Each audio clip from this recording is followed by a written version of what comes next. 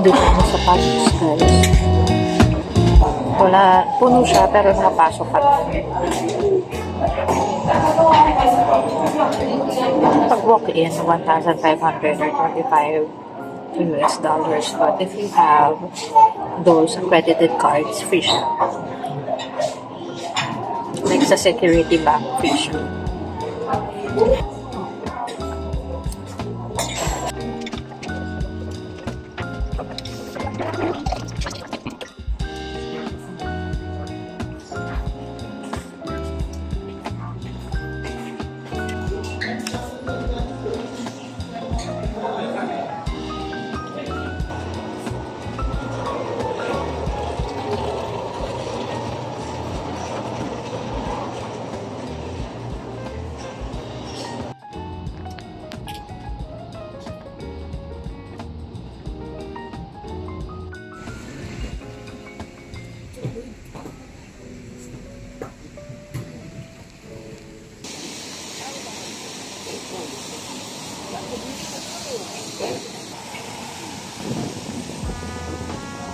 Got it.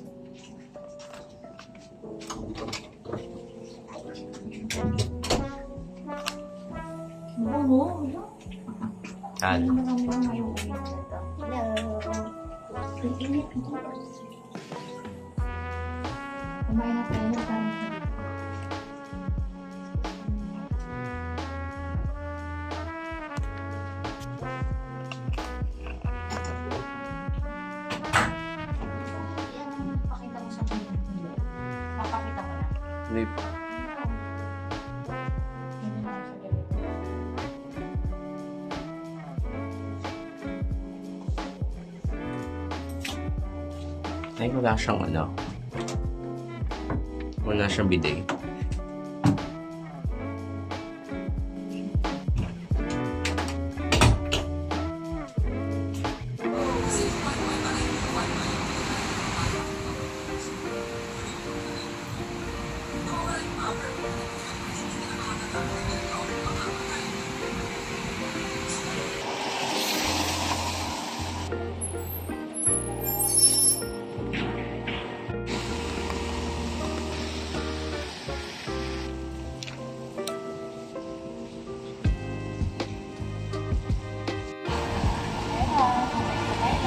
Ha? Hindi niya tayo pinapapuntan.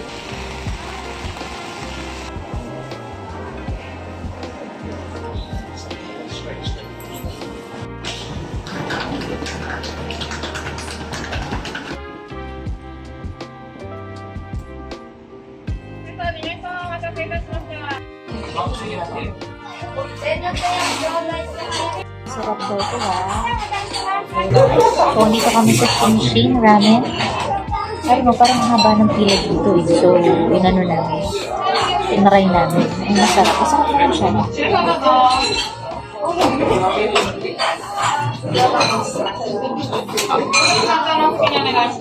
So, kung kakataramin, para sa 870 yen, yung sa kanya, nasa 940 baht. Oo. Sarap.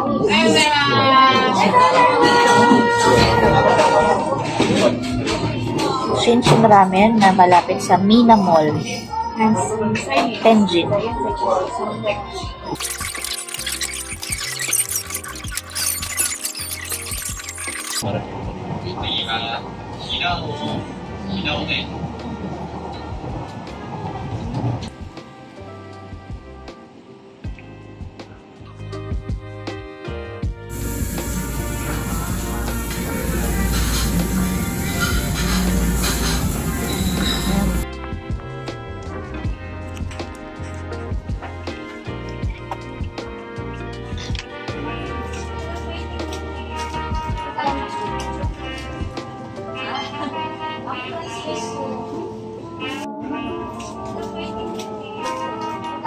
Good morning from Fukuoka, Japan.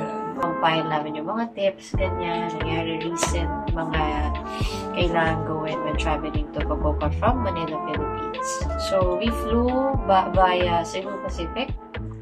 Yung ticket, nakuha namin siya with baggage allowance at 20k back and forth. 15,300 all in na yun for us. Dalawang passenger. So, nabuk namin yun yung June, tapos ngayon yung flight namin. So, medyo mura na yun kasi meron na siyang tig 20 papunta tsaka pabalik. Yung requirements assess pa rin, wala namang pinagbago. We, applied sa Rally Tours. And then we also requested for multiple visa. Good thing naman, na-approve tayo, nag-grant tayo ng multiple visa. So, nag-add lang tayo ng 500. On top of the normal 990 ata yun. Tapos sa visa fee. Multiple visa ay 5 years. 5 years yung nag-grant sa amin. So, maximum 30 days kada visit sa Japan.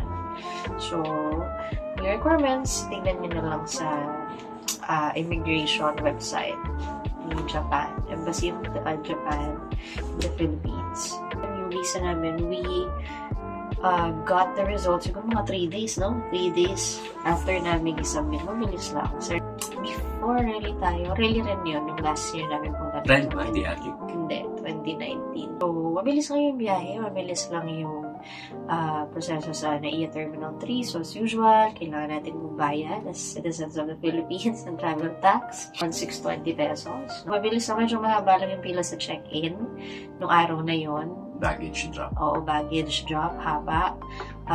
But the immigration mabilis lang. Tinanong lang sa akin tatlo, am I a government employee? Sabi ko, no. What's my role? Sinabi ko yung role ko sa work ko. And then, kailan ang balik? Sa'yo, halang tinanong. Kung government employee lang. So, pagkatapos nun, cleared na. So, nag-lounge na lang kami sa PAGS. So, maraming lounge na available sa Terminal 3. Check nyo na lang if pwede yung card nyo doon. So, meron tayo doon A-Lounge yung bagong lounge. Try naman namin sa PAGS kasi last time, nag-warhaba kami. If you have a security bank, BPI, Union Bank, yan. I think yan yung mga few na free entrance or free lounge access. Tip, kapag puno na sila, either waiting or ipapalipat kayo dun sa kabila. Parang dalawa yung extension. Oo. So, ayun. Walk-in, $25 or 1,500 pesos if walang card or credit card. Free lounge access.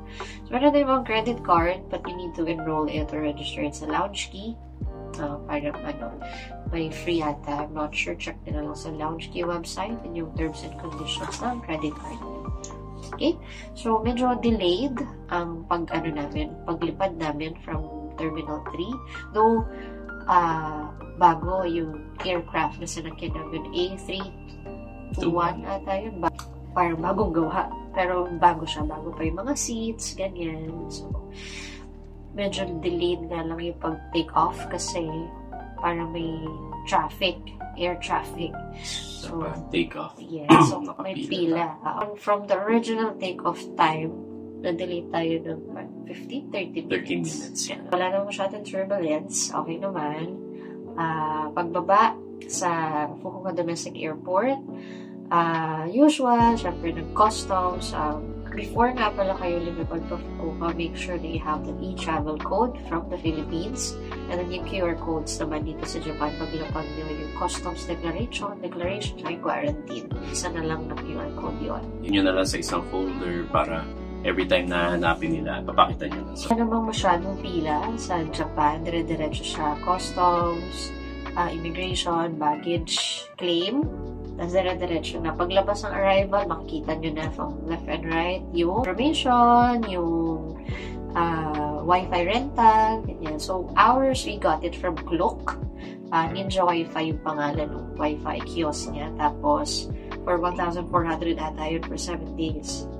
So, 3 gig lang siya. Pero mabilis naman kapag nag-navigate kami. So, the primary app that we're using here in Japan to navigate is Google Maps.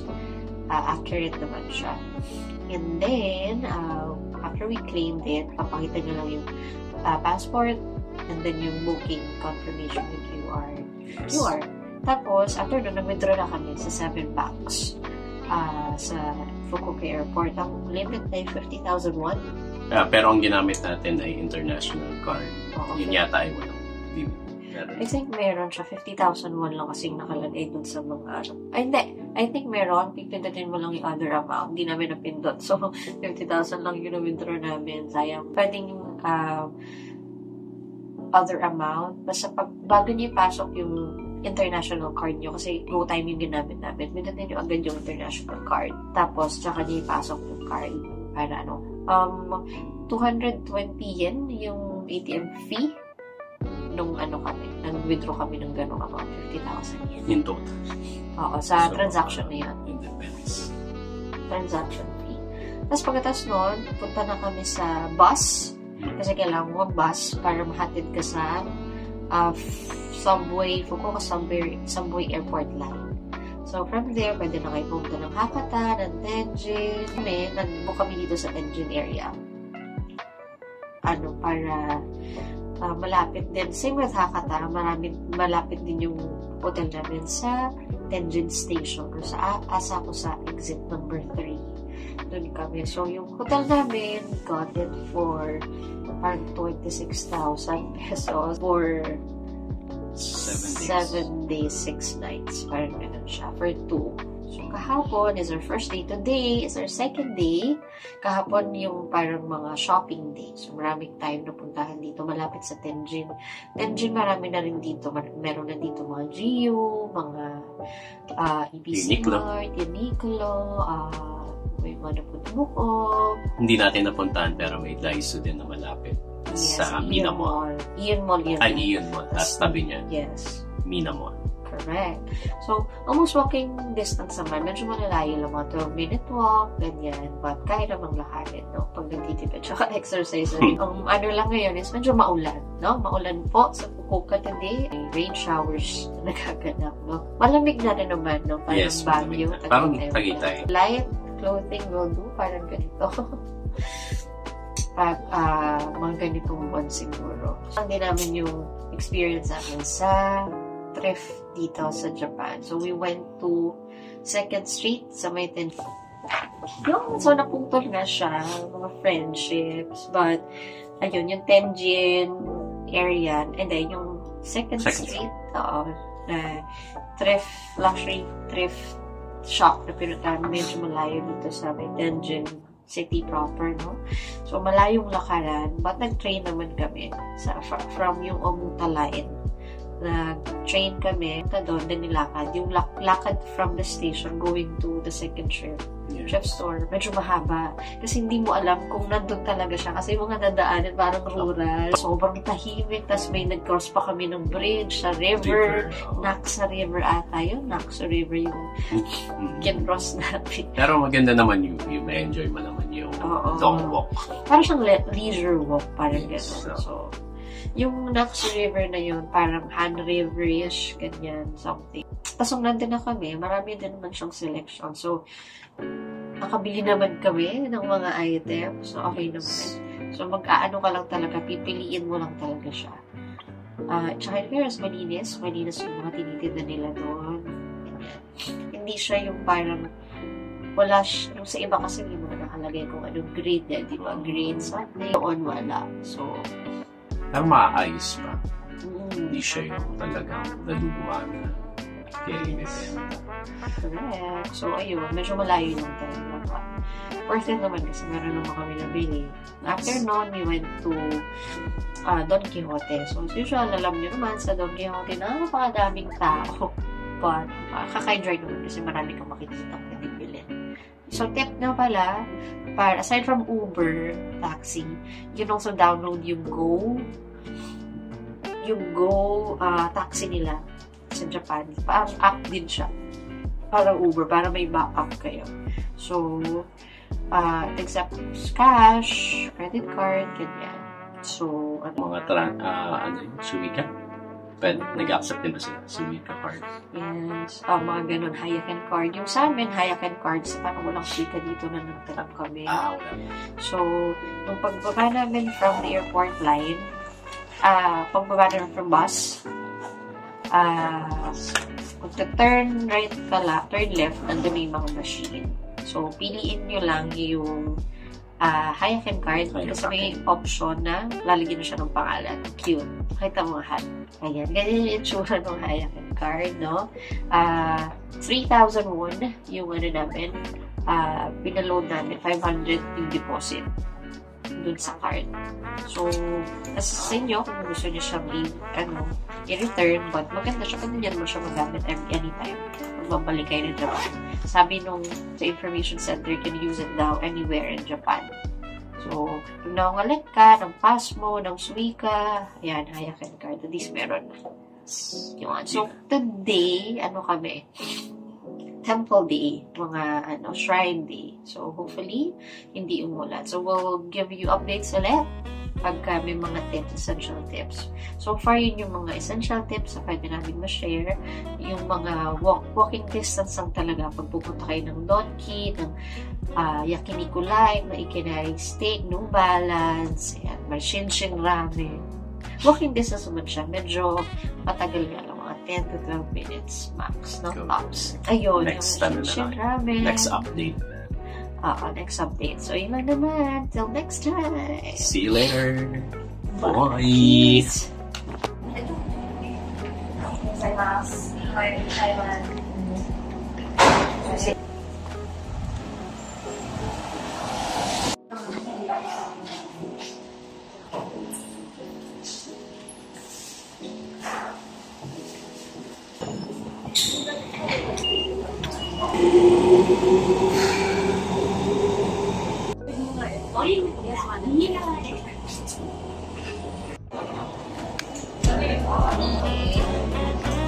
いらっしゃいませ。お求めの切符の種類をお選びください。ください。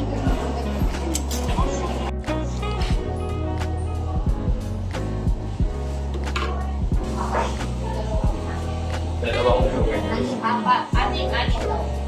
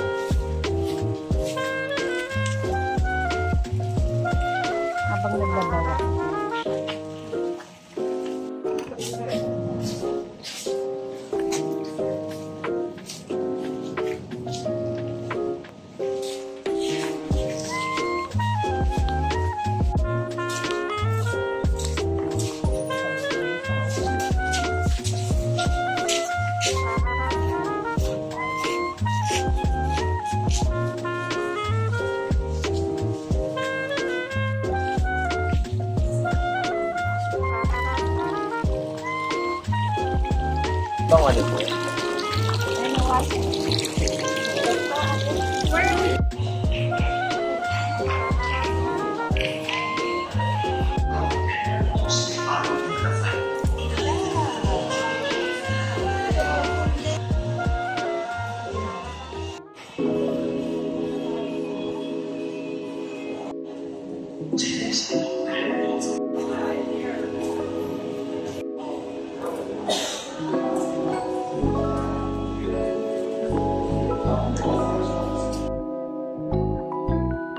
Parang ako ganda yun.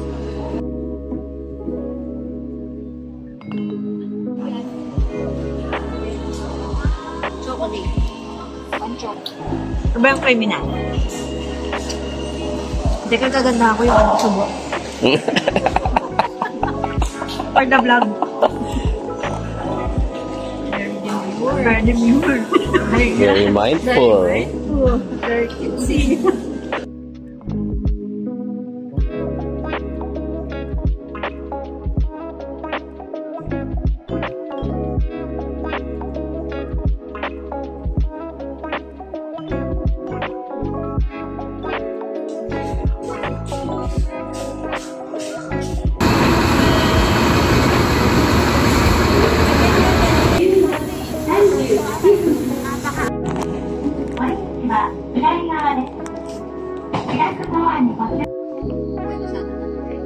Sa kabila, no? Oo nga, maganda.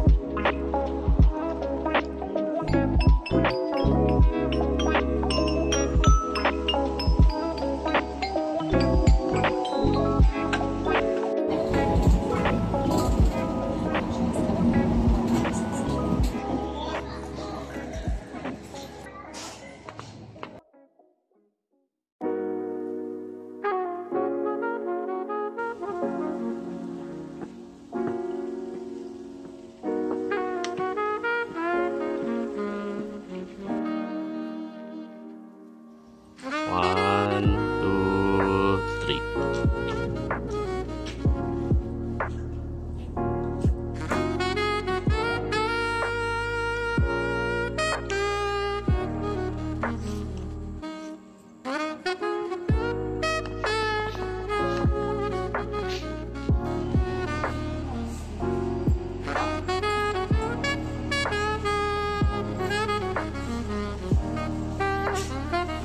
Saan?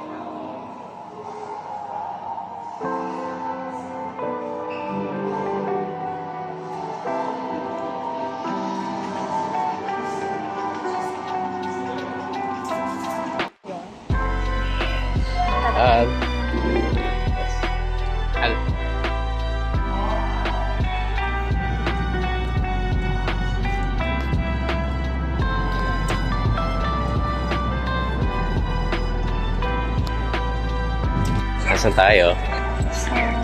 Yatay Street? Dito yun. Yatay Street.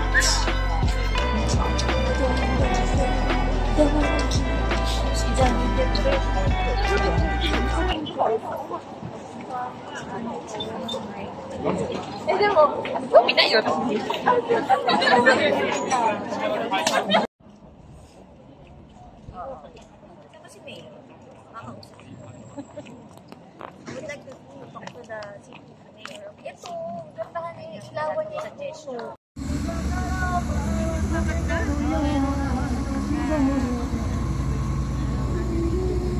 Masaka, masarap eh. Tatawid ba tayo? Sige.